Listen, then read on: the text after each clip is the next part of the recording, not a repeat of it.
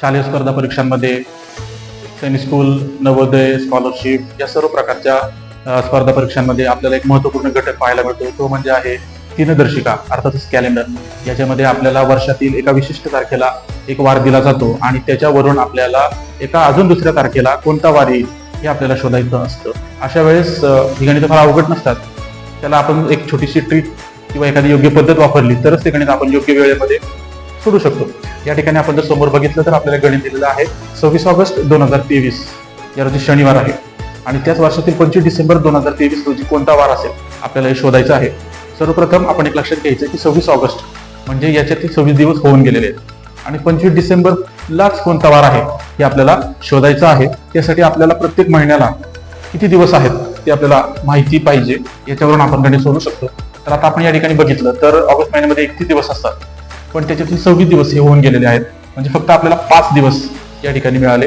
सप्टेंबरमध्ये पूर्ण 30 दिवस, ऑक्टोबरमध्ये पूर्ण 31 दिवस, नोव्हेंबरमध्ये पूर्ण 30 दिवस आणि 25 डिसेंबर म्हणजे डिसेंबर 31 दिवसांचा असला तरी आपल्याला फक्त 25 डिसेंबर पर्यंतच हे मोजायचं आहे. म्हणून हे 25 इथे आले. आता या सर्व महिन्यातील दिवसांना आपल्याला 7 ने भागायचं आहे, कारण 7 ही संख्या आठवड्यामध्ये रिपीट होत असते. 7 दिवसांचा आठवडा असतो, त्यामुळे आपण याला 7 ने भागूया. आता 5 ला काही भाग जात नाही, त्याच्यामुळे 5 ही संख्या आहे तशीच खाली लिहूया. 30 ला 7 ने भागलं 7 चौक 28, 28 गेले 30 मधून, फक्त बाकी इथं आपल्याला लिहायचे आहे 2 दिवस. 31 ला भागलं 3 दिवस बाकी आले.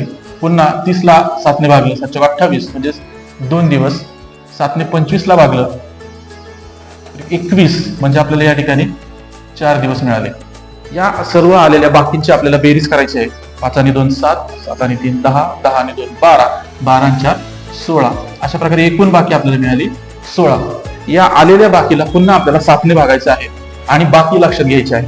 आता 7 दुनी 14, 16तून 14 गेले, आपल्याला या ठिकाणी बाकी मिळाली 2.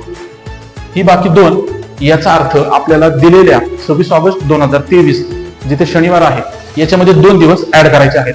म्हणून या शनिवारमध्ये आपण 2 दिवस ऍड केले, रविवार आणि सोमवार, म्हणजेच 25 डिसेंबर या दिवशी आपल्याला मिळणार आहे सोमवार. ही पद्धत फार सोपी आहे आणि आपण कमी वेळेमध्ये दिनदर्शिकेवरची गणितं या पद्धतीमार्फत सोडू शकतो. धन्यवाद.